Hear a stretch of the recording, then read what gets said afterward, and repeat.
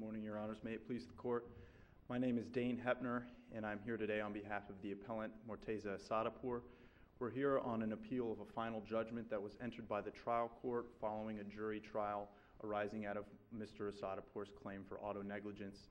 Asadpour has raised 4 issues on appeal for this Court's consideration, and the appellee, Robert Deegan, has raised 1 issue on a cross appeal. I'd like to address each of the 4 issues raised by Asadpour's initial brief and also address the issue raised by the cross appeal in my remaining time. It sort of implicates issues that were raised by Asadpour. And the first issue I'd like to discuss is the trial court's unreasonable and arbitrary 90-minute time limitation for a voir dire of a 30-person venire. The 3rd and 4th DCA in Florida have held that a time limitation that allows no more than 3 minutes per prospective juror constitutes an abuse of discretion as a matter of law. And so we would urge this Court to adopt the holdings of the 3rd and 4th DCA, which are highly persuasive. Didn't we implicitly reject those in the Watson case? No, Your Honor, and I'll explain why. The Watson case is distinguishable. First, the record in that case, or excuse me, the opinion in that case, doesn't give us any indication as to how many jurors sat on the venire. And so a per juror calculation is impossible. Additionally, in Watson, they noted that there were no unexpected answers from any of the people on the venire. And finally, there's also, that was a 1-day battery trial, I believe, which is distinguishable from the instant case, which is a 5-day personal injury trial. It's distinguishable in that in a criminal case, you're going to have to address a number of matters in voir dire that you don't have to worry about in a civil case. So I would actually think, presumably, that voir dire might need to be a little bit more extensive. If you're going to lay down what you're suggesting, which is as a matter of law, a certain time limit is necessary for each prospective juror on a venire panel. Well, respectfully, Your Honor, I would disagree. I think that the Watson opinion specifically states that the questions posed were fairly generic and they received generic responses. And so then we get a ruling that says, you know, this is the holding. The amount of time that is allotted for voir dire depends on the nature of the case and the reasonableness of the use by the attorneys of the time allotted by the court for voir dire, and that it's a case-by-case basis, not a matter of law minimum, but just you call it, the trial judge gets to call it as he or she sees it. Sure. Your Honor, I would also like to point out that that was a split decision, and there's a very forceful dissent in that case by Judge Schoonover, if I'm pronouncing it correctly. And even examining the facts, if we were going to examine the case before the court today on a case-by-case basis, there were several responses from the prospective jurors which were delicate that we had to deal with, that were unexpected answers, which further prejudiced. Is there any request to the court for additional time based on the situation when you're asking the questions? Sure, Your Honor. At the pretrial conference, when the limitation was initially... No. I'm asking about at the trial. Was there any request for additional time? Not explicitly, Your Honor, but during the time that the inquiring party was speaking to the venire, he was warned when he had 5 minutes left. He approached the bench at the conclusion of those 5 minutes and he said, all right, well, I understand the court's ruling. I have an hour and a half. I have more questions, but of course I understand the court's ruling. And so that was, we would state that that was an objection in form. Of course, this court is aware that there's no magic words for stating an objection. There just has to be a basis that the court can find there was a legally cognizable objection. You'd agree to just saying, I have more questions. I mean, you could always have more questions. That's not the same thing as asking for additional time, is it? I believe that it is, Your Honor. And again, I would point out to this court that no Florida court has explicitly held that in order to preserve this issue for appellate review, the inquiring party has to contemporaneously object at the time that it's cut off, nor has any court held explicitly that a proffer must be presented as to what types of questions they would have asked if given more time. Well, but how then, in the absence of that, how can you demonstrate that you were harmed? Well, Your Honor, the cases that are cited in our brief and in Appellate's brief kind of discuss the types of questions. Specifically, I would draw the court's attention to Carver versus Niedermeyer, where the court, the inquiring party is not afforded time to ask questions about neck pain, back pain, headache disorders, in which we didn't have the opportunity to do in the instant case. We didn't have the opportunity. I think what Judge Kelly asked you to address was, if you didn't tell the court, I've got, you know, this question, this question, this question, and this question I need to inquire about, and ask for additional time while you're there in the middle of voir dire, how can you show that you were prejudiced by the limitation on the time? Well, Your Honor, when I think the prejudice is inherent when the limitation is less than 3 minutes per juror. I think that it's impossible to get a firm understanding of the prejudices and the predilections that the jurors carried in with them. And I think that Gosha versus State, as well as Carver versus Niedermeyer, which is a post-Watson case, both acknowledge that and adopt that position. And so I would urge this court to adopt the same position in this case. Now, the next issue that I'd like to address. Well, you know, let me just stop you because I want to put you on the spot. If you're asking us to reverse this, okay, pretend you have to write the opinion reversing it. How would you articulate specifically the harm that you suffered as a result of the 90-minute limitation? I would articulate it by stating that we didn't have a fair opportunity to investigate the attitudes and the predilections of the juries as to such general basic questions as the burden of proof in civil matters. Their concepts. You had 90 minutes. For a 30-person venire, Your Honor, and we also had to deal with several unexpected issues. For instance, one of the prospective jurors, Juror Urso, was an attorney who recognized and was familiar with the defendant, Deegan, and so we had to draw that out piece by piece to determine whether there was any bias there. There was another juror by the name of Juror Dipple who expressed that he was prejudiced towards anybody from the Middle East, and in our case, the appellant was, of course, from Iran. There was another juror, Juror Daniels, who expressed her displeasure and that she was angry with the American justice system. Well, all of these things that you're describing seem to me the perfect reason for you to ask the trial court to give you additional time, because these were things that weren't anticipated at the time of the pretrial conference, and you could have articulated to the trial court exactly what you said, which is these things have come up, they required additional time, and we still need to ask about X, Y, and Z. Can we have 10 more minutes? Sure, Your Honor, and I believe that Mr. Caulfield expressed that to the court, but the issue had been He said, I've got more questions. Yes, and perhaps he did not articulate to the court's satisfaction what type of questions he would have liked. And that's kind of a truism of voir dire. The attorneys always have more questions, don't they? I mean, is there ever really a point where you couldn't dig just a little bit further? And this goes to the points that's being raised is need something a little more concrete. What were you going to flesh out further? What were you going to pursue with which particular juror?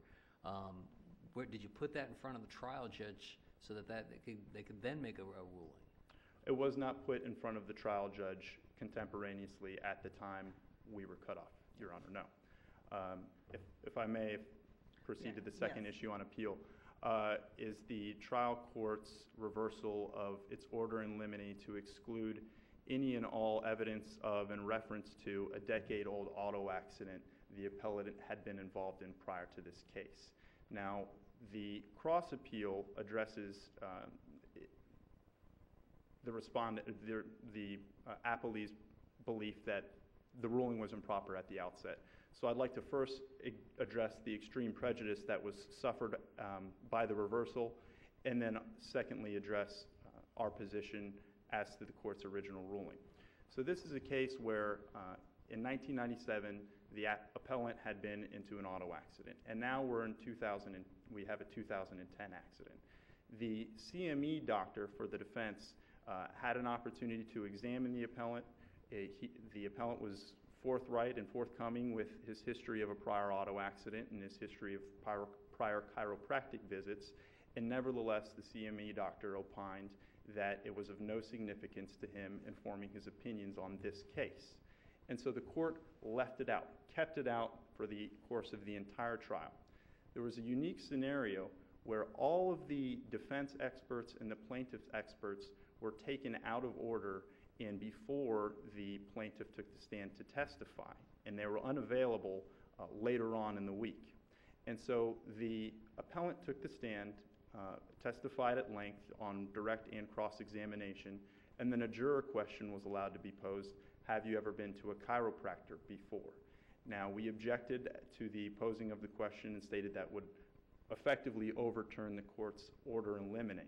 The only justification that the trial court seems to put forth for asking the question is that he doesn't want it to just be left hanging there. Now, there's a Florida statute, I believe it's 40.50 subpart 4, that deals with juror questions, and it states that if it requests inadmissible evidence, it shall not be read, and a neutral instruction should be given.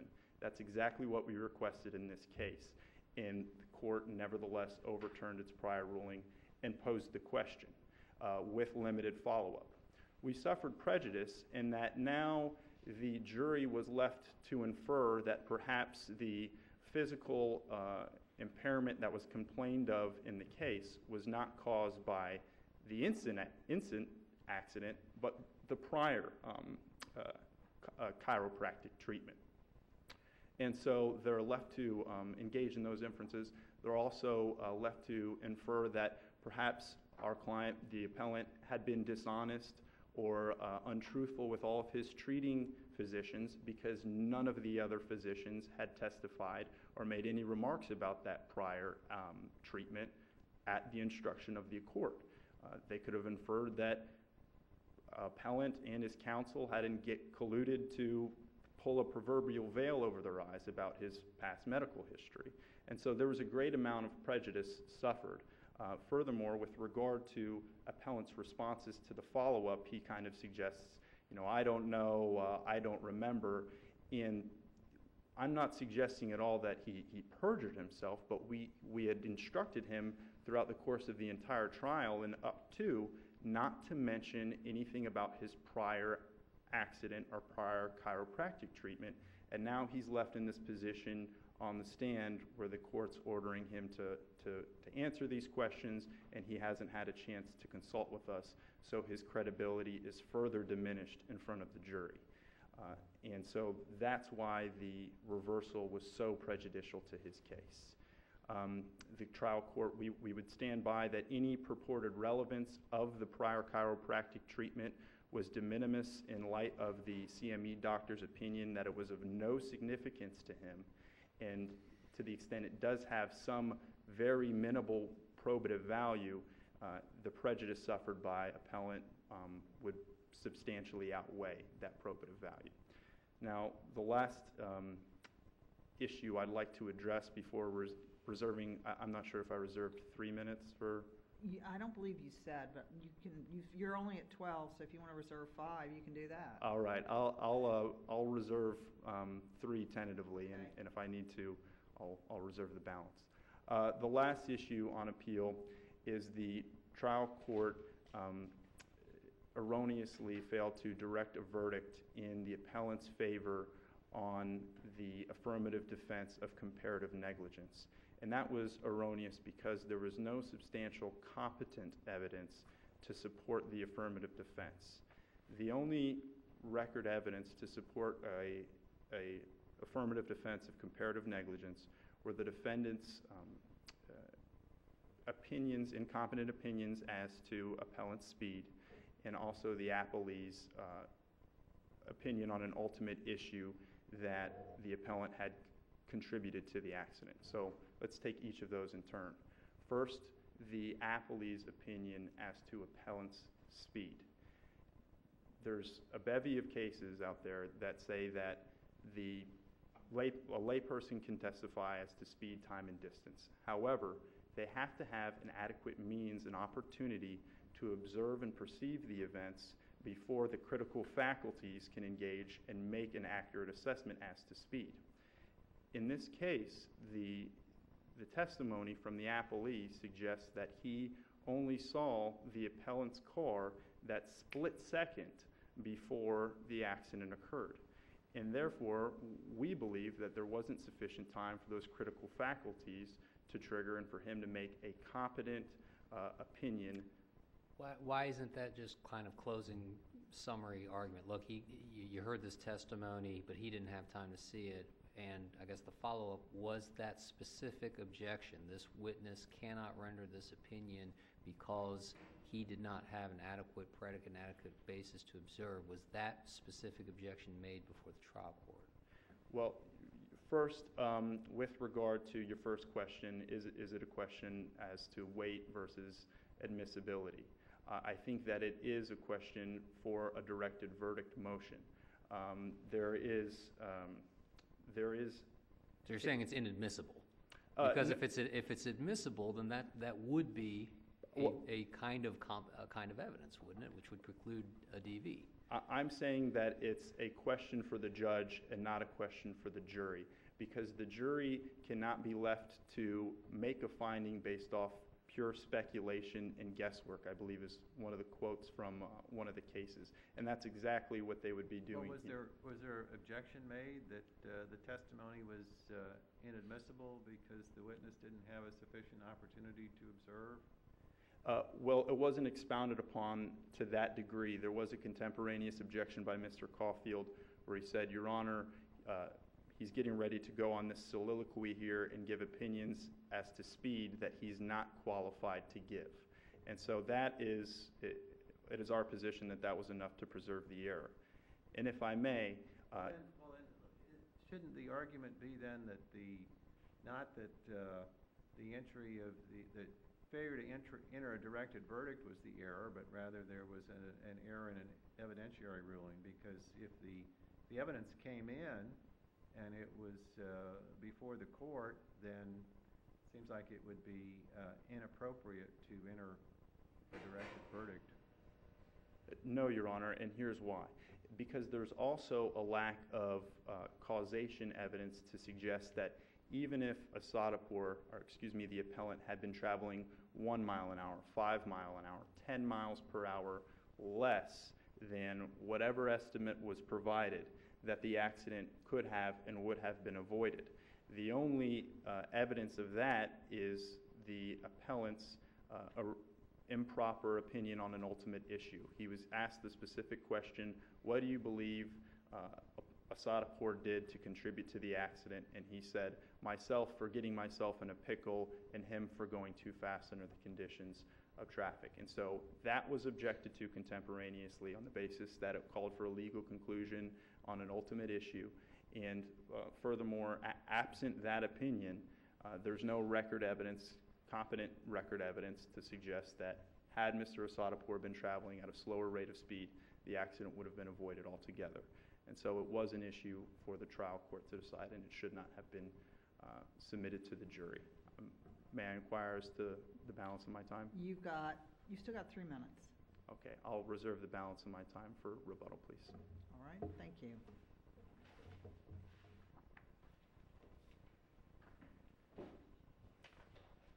Good morning. Is it still morning? My name is Shelley Setnical. May it please the court. I'm here on behalf of the defendant, Mr. Robert Deegan, and we're here defending the appeal and the issues that they raise in the main appeal. And of course, we have the one issue on cross appeal as well. As to the first issue, the 90-minute limitation on voir dire, there was no abuse of discretion by the trial court in putting this 90-minute limitation. It was not unreasonable. It was not arbitrary. The trial judge gave the attorneys advance notice 6 days before trial at the pretrial conference that they would be limited to 90 minutes. This is not a case like Gosha versus State where... Why 90 minutes? The trial court has the ability to monitor the progression of the case and to keep things moving along. Well, you said it wasn't arbitrary. That suggests there was a reason for choosing 90 minutes. Just to get through the jury, get through the jury pool, move the case forward so that it could go through trial. and be finished up in a timely fashion. In Gosha versus State, what the trial judge says is you have 1 to 3 minutes per juror. That is not what the trial court here said. He said you have 90 minutes overall. And the case law states that if you give advance notice of a time limitation, it's up to the trial attorneys to make tactical decisions on what kind of questions to ask and to choose the pace at which they need to move in order to complete their voir dire within the time allotted. That's the Roberts versus State case, which is a second DCA case, and that's the case that the trial court relied upon when he denied the motion for new trial on that issue. And also, as Judge Wallace pointed out, the Watson versus State case, which held that a 30-minute time limitation was not unreasonable because there was advance notice and because the parties had the ability to make the decisions about what questions they were going to ask. I don't recall if it was in the record, not forgive me if it was this a pick and go where you were picking jurors in the morning time and then in the afternoon you were going to start with your first witness? Because I heard reference that that everybody was getting taken out of order. So was this a situation like that? Your Honor, I don't recall. I do recall there being a break after the panel was sworn in, and so I think that there was a break, so perhaps it was one of those morning versus afternoon things, but I don't recall the exact timing. I was not there for the trial. But within those 90 minutes, trial counsel, plaintiff's counsel, was able to ask several of the basic general questions for a simple automobile negligence case, such as this case. They were able to ask about their feelings about personal injury claims, frivolous lawsuits, their ability to be fair. They asked extensively about awarding economic and non-economic damages. They were able to ask the potential jurors about prior lawsuits, their opinion about doctors, their work history, and their feelings about insurance. So there was not a large amount of items left unturned. And in addition to that, when the plaintiff's attorney's time was up, he did not ask for more time. He simply said, I have more questions, but I understand the court's ruling, and he sat down. So he did not preserve the error. He did not ask the trial court for more time. He did not say, hey, judge, listen, I still need to ask A, B, C, and D, and did not have the opportunity to do that. And that is important in this type of a case, and in all cases, because it's a basic rule about objecting. You need to put the trial court on notice that a potential wrong could occur, and give the trial court a chance to correct it. And because he didn't alert the trial judge as to what questions he would like to ask or object that he needed more time, he cannot now come in and get a second bite of the apple because he had an unfavorable verdict and say, hey, 90 minutes was not enough time. So because of that, he shouldn't be allowed to get a reversal based on the 90-minute limitation. The next issue that they raised in their brief concerned the failure to dismiss Mr. Urso for cause. Again, the judge has wide discretion on whether he's going to dismiss a juror for cause, and there was no error here in refusing to exercise that discretion. And there was no prejudice either. The reason why there's no error to remove him is you need to look at the totality of the remarks made by the potential juror. The plaintiff's attorney concentrates on one sentence where the attorney asks a long question saying, oh, so you knew this guy and you liked his landscaping work and you talked to him, so couldn't that make you have a feeling one way or the other that it could affect the way you deliberate? And the response was potentially yes, but that is it. After that, Mr. Urso, who is an attorney and understands the bias and the prejudices that go, said, listen, I understand it may have the appearance of impropriety, but I can be unbiased. I can hear the testimony and rule properly. I can be fair. I don't have a friendship with this gentleman. We just talked about landscaping. So if you look at the totality of the remarks, which is what you need to do under the Busby versus State case, and also was in the reply brief, they admitted you look at the totality, Mr. Urso's comments were not such that would require a removal for cause. In addition, the plaintiff wasn't prejudiced in that he was able to get Urso off the panel by using his last peremptory. Mr. Urso did not sit on the panel, and he never identified a problem with the jury panel that was selected.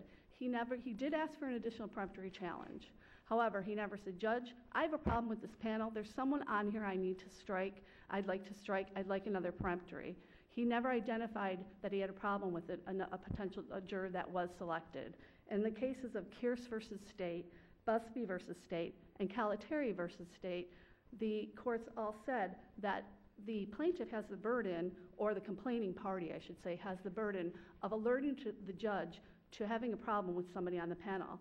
The plaintiff's attorney accepted the panel. And not only that, after the panel was selected, juror number 5 said, "Judge, I need to talk to you. I can't sit on this jury. I have leg pain, scheduling issues." So both parties agreed that they would take the alternate juror, dismiss juror number 5, and have the alternate juror sit in his place. The trial judge came up with another option. He said, "Listen, how about we still have the panel here? How about if we pick another alternate juror, and I will give you an additional strike to pick an alternate juror." And the plaintiff's attorney picked the next available juror as the alternate, didn't take the judge up on the additional strike, and so he cannot now say he impliedly would have stricken the next juror, because he didn't do that. He took the very next juror as the alternate. So for that reason, the court should affirm on the issue of Mr. Urso as well. As to the issue of denial of the directed verdict on comparative negligence, it was the appellant himself who said, "I was going the normal speed of 30 miles per hour." Appellee was questioned quite a bit at length and said, "I didn't have a speed gun on me. I don't know his exact speed, but he was going too fast for the conditions of the road and for the congestion there was at that intersection." And those are things that a layperson can testify to.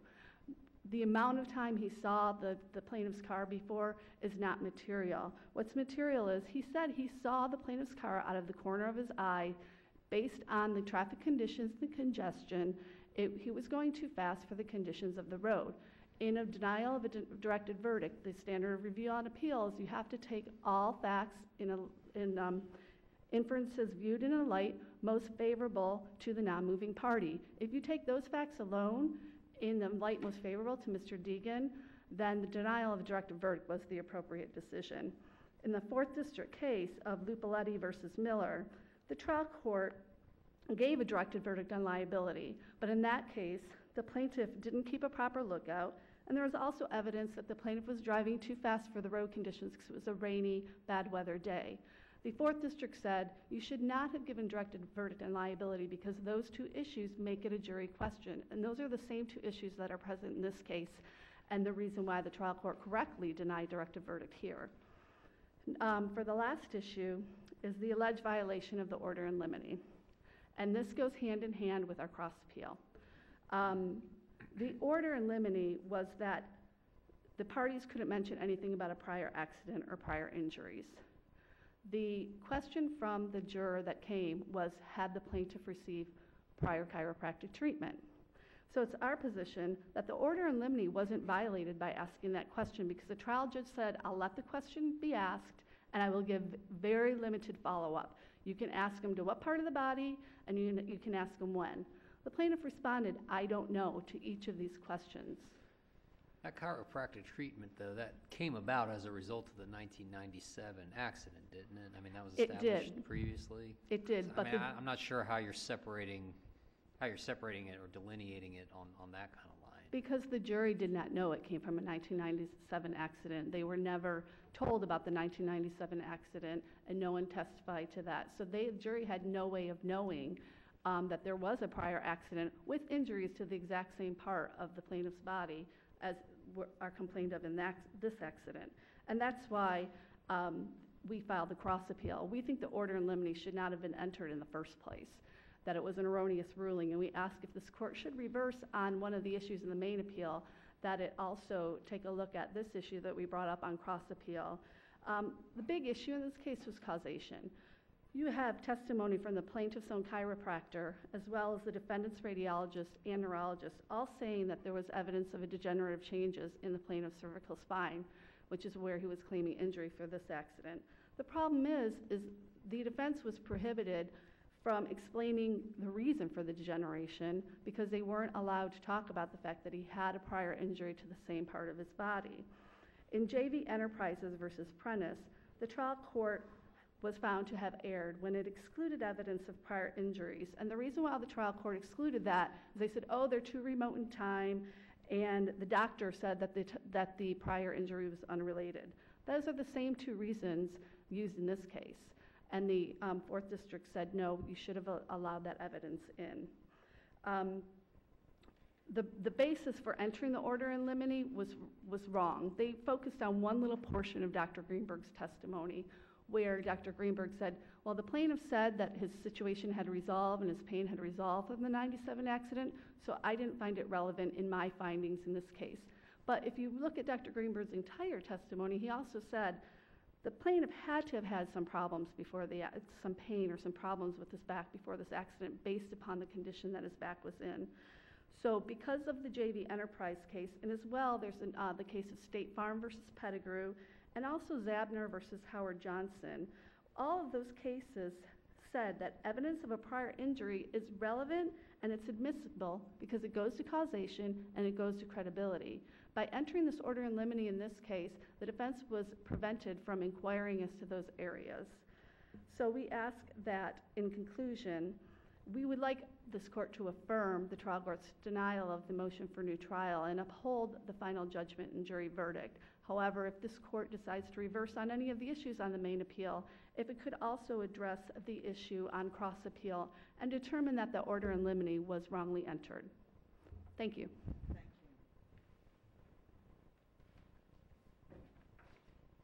May it please the court. Your Honor, with regard to the time limitation, counsel raises in the response brief that notice was provided and therefore there was no error. But I want to be very clear that Carver versus Niedermeyer, and I think the dissent of Judge Schoonover in this second DCA case, Watson, specifically contemplates that there are two distinct errors that can arise. In one scenario, like in Roberts, the court fails to provide advance notice of any time limitation and the inquiring party suffers prejudice because they don't have time to form a tactical decision about which questions to ask.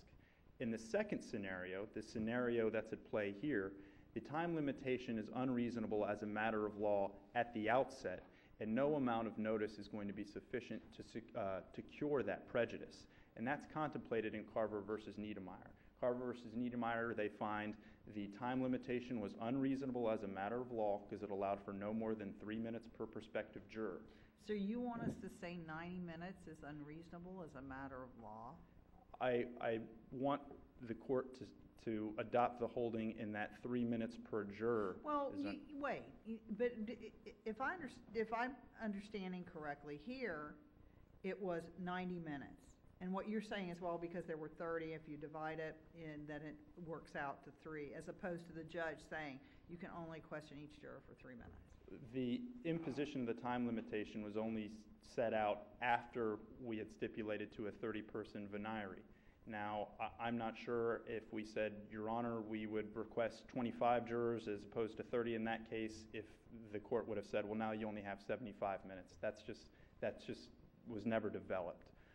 But I wanted to be clear that there were two distinct errors, and so that the notice issue. Well, we don't have a case here where the judge said you're limited to 1 to 3 minutes per juror. What we have is a case where a judge said you're going to get 90 minutes. Your Honor, And so you want us to say, as a matter of law, 90 minutes is inadequate? For a 30-person venire. Yes, Your Honor. And I think that the case law supports that position. Now, with regard to preservation of that error, again, there is no Florida case law that explicitly holds that to preserve it, a proffer must be made contemporaneously at the time of cutoff. If I may briefly address the arguments as to the directed verdict, there is still no support for a causation opinion or any testimony that had Asadapour been traveling slower, the accident could have been avoided. No substantial competent evidence to support that. And so again, it shouldn't have gone to the jury. And finally, with regard to the motion in limine, the only relevance of the past chiropractic treatment or the 1997 accident would be to show that the physical condition currently complained of was not caused by the instant case, but by the 1997 auto accident. And those are issues that require expert testimony to support them. And there's no expert testimony anywhere in the record to support the proposition that degenerative changes can only be caused by previous trauma as opposed to the natural aging process, or that because we know Mr. Asadapour had suffered a prior trauma, he was more likely to suffer a subsequent trauma, or that the subsequent trauma would be more severe.